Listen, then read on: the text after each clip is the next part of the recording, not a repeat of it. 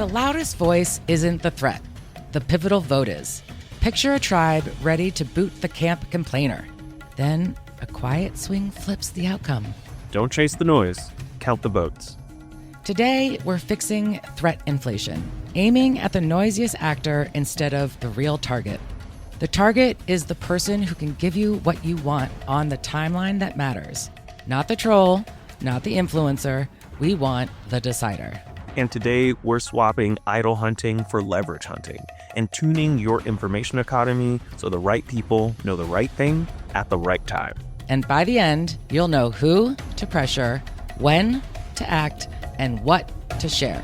So power moves on schedule and not just vibes. If you've never watched, here's the quick map. Survivor is a campaign in the wild. Tribal teams, later one merged tribe, race through challenges. Then attend a tribal council where someone is voted out. You win by sequencing decisions on a clock. Think in goals, not just moments. There's a short-term goal. Survive tonight's tribal council. That's like clearing the next vote in your campaign so that you can fight tomorrow. You have your intermediate goal. Reach the merge with enough power. Whatever your strategy says that is. That could be numbers, that could be trust, that could be advantages in the game. And then you have your long-term goal. Make the jury. The folks who survive the merge choose you for the $1 million. If you burn bridges to get there, those same people won't crown you at the end. Tools matter. So here's the fast Idol 101. A hidden immunity idol is a one-time shield you play at tribal after votes are cast, but before they're read. If it's played on you or an ally, votes against that person won't count. There are counters, like an idol nullifier. But the bigger lesson is timing. Advantages only matter when they meet the right date. So just like campaigns, short term equals win the next procedural step. Intermediate is build durable power by the big pivot, your merge. And long term, keeping enough goodwill at the coalition or in the jury so that that group rewards you at the end. You're always playing for tonight and the end game.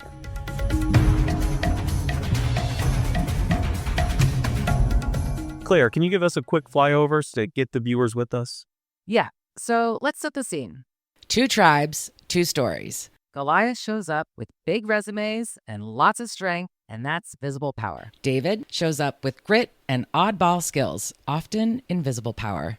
Day 1, a brutal storm turns camp into soup. On the David side, the blue-collar guy, the one that was helping to glue the tribe together, Pat, becomes the natural foreman until a freak boat accident forces a medevac. No vote. The underdogs lose a pillar before the game even really starts. He was the leader from day 1. He was the center of camp, and it's just a huge loss. Meanwhile, the Goliaths look shiny, but creaky. Dan finds an idol and tucks it in his jacket. Kara smiles, and suddenly there's a showmance. Angela clocks numbers, Mike pitches stories, John has his classic Mayor of Slamtown swagger, Natalie arrives with project manner energy that rubs folks the wrong way. While Jeremy moves fast, talks even faster, there's a lot of visible power to see, but also a very messy center. And might I add about John, the mayor of Slamtown, he's a real-life wrestler. Like in the real world, WWE or one of those, that's his name. John Hennigan and the mayor of Slamtown has just staked his claim. So, on the Davids, they are scrappy. Davey hunts and quietly finds an idol. Christian solves puzzles like he's reading sheet music. Gabby sees social patterns and second-guesses herself in real time. Nick is almost the early boot, then pivots and starts naming alliances. Elizabeth, Lyrsa, Carl, Bai, and Jessica are a rowdy patchwork group, but with a lot of chemistry. And the stakes? By episode 2, the Davids lose and vote out Jessica. A gut punch that proves the game is math on a clock. Then episode 3 turns into the Natalie versus Jeremy show. Natalie tries to control the social airspace, at one point telling Jeremy she's never felt that she's had his support. Then asking him to leave so she can talk to the others. Jeremy fires back that he doesn't understand how she speaks. Around camp, Mike shrugs that Natalie is a demoralizer. And at tribal council, Jeremy vents. How do you get to be 57 and not know how to talk to people? And Natalie insists she's open to constructive criticism. Now, all of this is messy, it's human, it's honestly annoying to some, but that's the entertainment of reality TV. And most of us would have voted her out in that moment. Yeah, and if you've watched, it is just painful to see how she talks to people. If someone did that to me, I'd probably smack them. No, not really. But hold that instinct. Don't smack. We won't tell you who goes yet because the lesson is why the vote lands where it does. Count plus clock beats volume. So that's our gateway lesson. Don't confuse influence for power. Influence is loud, power compels. On Survivor and in campaigns, the person who controls the count and the clock is the real target. In Survivor Season 37, episodes 3 and 4, the tribe fixates on a drama magnet, but the vote actually turns on a quiet pivot. That's threat inflation, chasing noise and not the numbers. Well, how do you find a real target? What's the test to find a real target? If removing or pressuring X doesn't change the numbers or the timeline, X probably isn't your target. Your target equals authority plus proximity plus clock.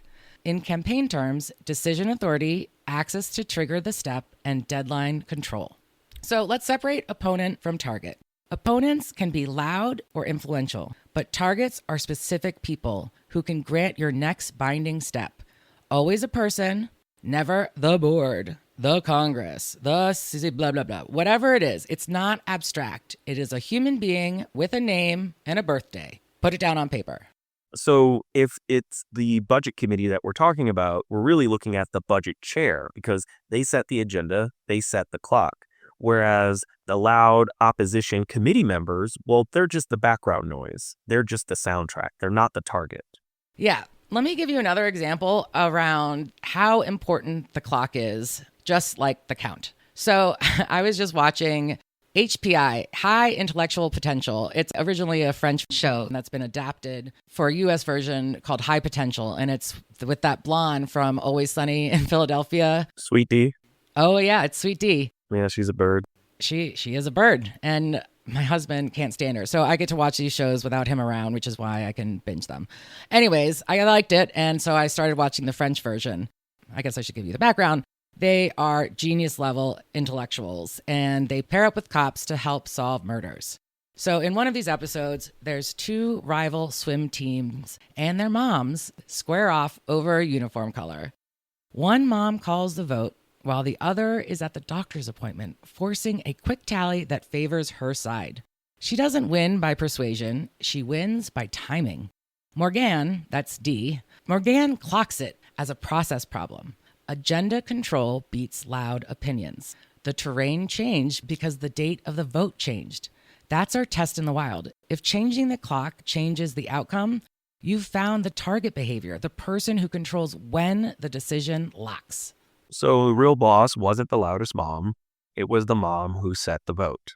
That's right. So say it out loud. Our real target is a human being with a name and usually with a title because they control the decision by a date certain. All right, so going back to the beach. Everyone's heated about Natalie. If she goes, what truly changes? The vibes quiet down, but I bet the numbers don't move. Okay, try Jeremy. What shifts? The decision space. There's fewer leaks of information, there's tighter coordination, and maybe there's a better next vote at tribal council. And what's the rule that you're using? If we're removing someone who doesn't change the count or the clock, then they're not the target. So who is? The person with the authority over the next binding step, as you named, and it would have to be on the deadline. So before tribal council that evening. Okay, great. So how are you going to verify it? Let's see. Track agenda control, like what is the way in which tribal council happens? Sign off authority, which is the idea of who's going to talk to who when, and the deadline power, which is basically not looking at who has the most influence, but when the decision needs to be made by when. And if X doesn't move the count or the clock, X is a decoy. Exactly. So just think about ego threat versus strategic threat. Do they change the count or the calendar? Improve your outcomes, whether it's strategically, with allies, with your power analysis. If yes, pull them closer. If no, it's ego and it's noise. So back on the beach, in this scenario, our real target is Alec because he controls whether the vote flips at tribal on day 15.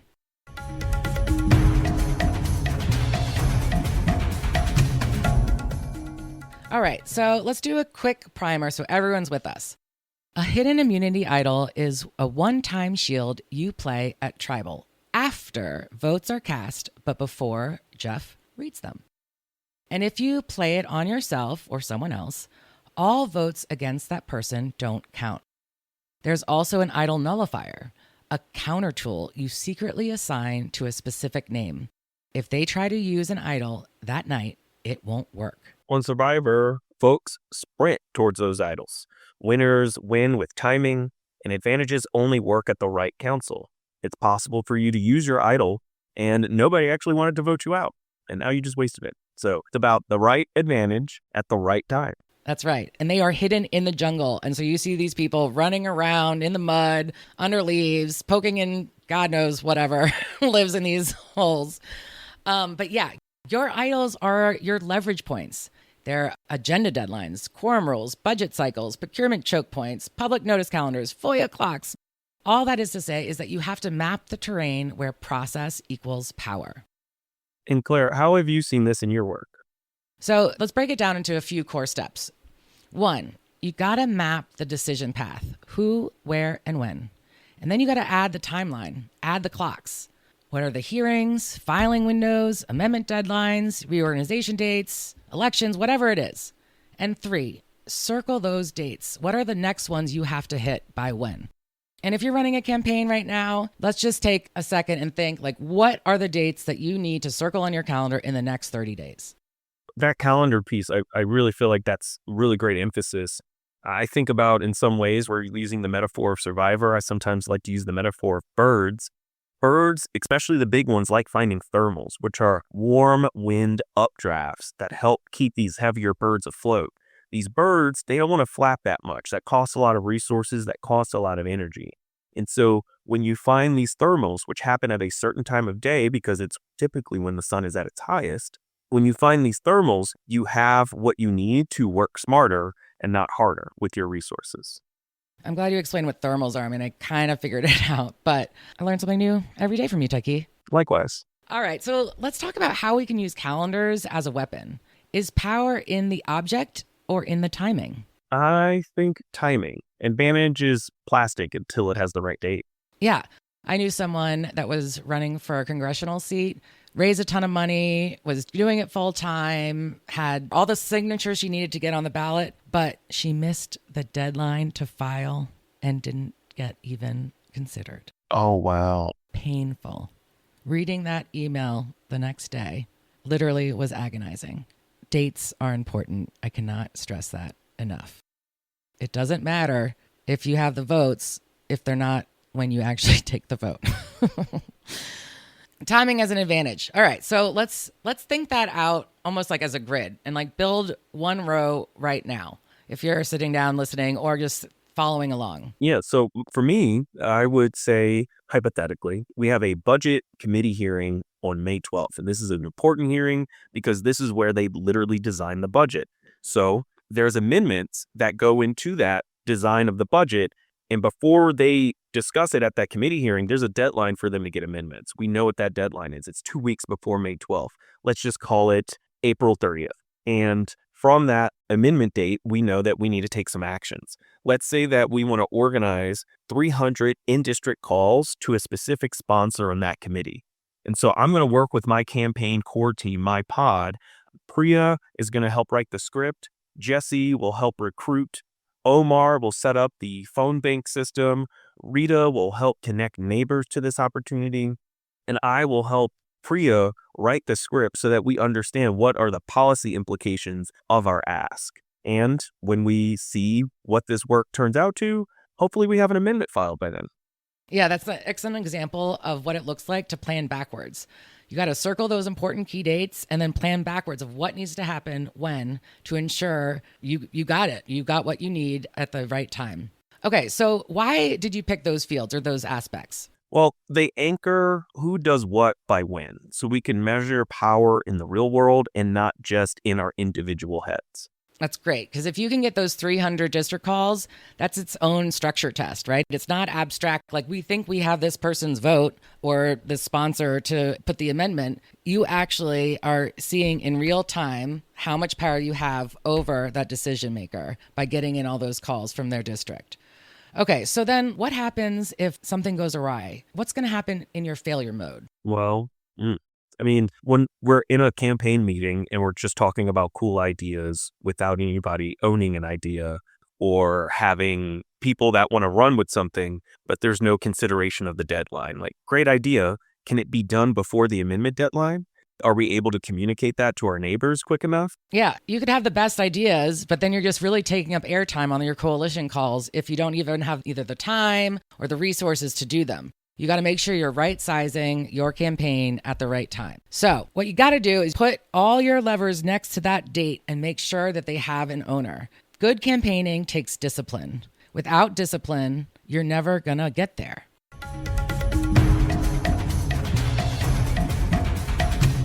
All right, so here's the theme. Share principles widely, share timing narrowly.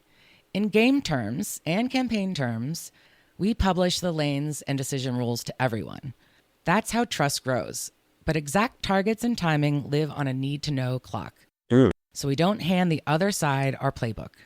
This is not about secrecy because secrets don't make friends, unless sometimes they do. This is about the right type of transparency because it is put on a timeline and it's enough clarity that people can move on while the timing is still tight to make sure that the plan doesn't leak.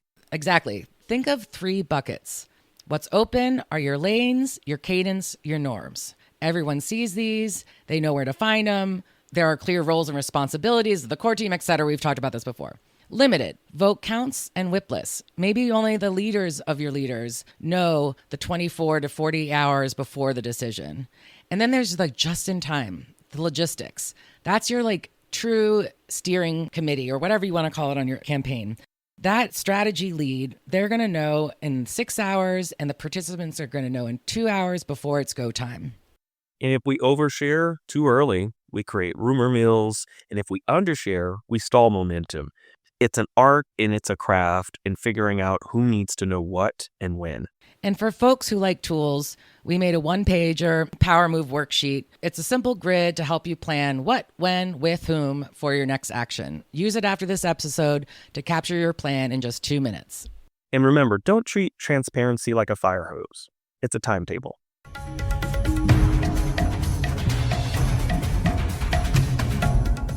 Named alliances move faster. Nick Wilson doesn't just make alliances, he names them in confessionals so the bond feels real. We could be the Mason-Dixon line. That's a good alliance name. We're Mason-Dixon. Mason-Dixon with Christian is a wink at a shared Southern root and their nerd meets country vibe. He has the thoroughbreds with Elizabeth. It's a riff on their Kentucky horse country, shorthand for we run together. And then he has rock stars with Mike. That taps on his Hollywood aura. Name creates trust, memory, and speed because people remember what they are part of. Absolutely. When I'm working with my core team, I often call them the big 3 or the big 5, the big insert number. When I'm thinking about how this translates to campaigns, it's important to give that core group of folks a name and to make them feel like they're part of a story, not just a calendar invite. Yeah, I see this all too often where it's the monthly blah, blah, blah call, but there's no name for the team or the purpose or whatever it is. And note the power math. Nick stacks quiet one-on-one packs, and these hidden alliances, well, they add up.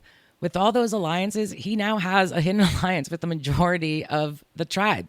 On paper, they look scattered. In practice, they give him invisible power, redundancy, intel, and options when the game tilts. And working in that, he's naming those teams. He's naming those lanes together with those folks. And now he has a core, not a crowd. In the same way that my big 5, I have Jesse running field, Priya running comms, I'm working on policy, Omar does operations, and Rita, well, she helps build bridges with the community to make sure that we are being informed by community needs. And we still have our rules in that we look for objections within a 24-hour period. And whenever there is a big, significant money or tactic change, we look for 2/3 vote from the full stakeholder group, whether that's our coalition or the bigger group chat. Mwah. If more people did what you did, we would win more. All right.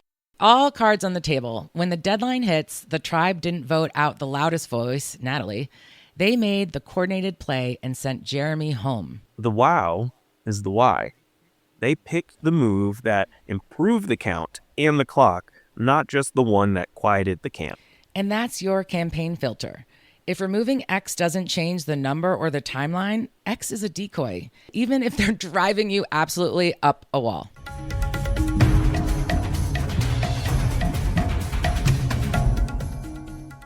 All right, let's lock it in. No downloads, just do this with us. Say your real target in a sentence. Our real target is a name. They have a name, they were born, and they have a title. Because they control what? The decision. And by when? The date. And then add 2 other additions on your grid, your mental map, or to the calendar. Your date, your lever, your action, your owner, and your proof. Steal the survivor example we just used on air. Build on that infograph for your next action. What, when, with whom, plus a 1-line leak protocol. And remember, folks, tools always beat vibes. Put it on the calendar, give it an owner. Then tell one teammate your 3 moves before you hit stop on this next episode. Next time, split votes, decoys, contingency math. Plan 2 paths for 50% plus 1, so an idle can't blow out your light. And don't forget to follow us, join our Substack, and download your Power Move worksheet. And of course, we want to hear your feedback and your stories, so send them to hello@newfundamentals.com. This is Outwit Outplay and Outorganize.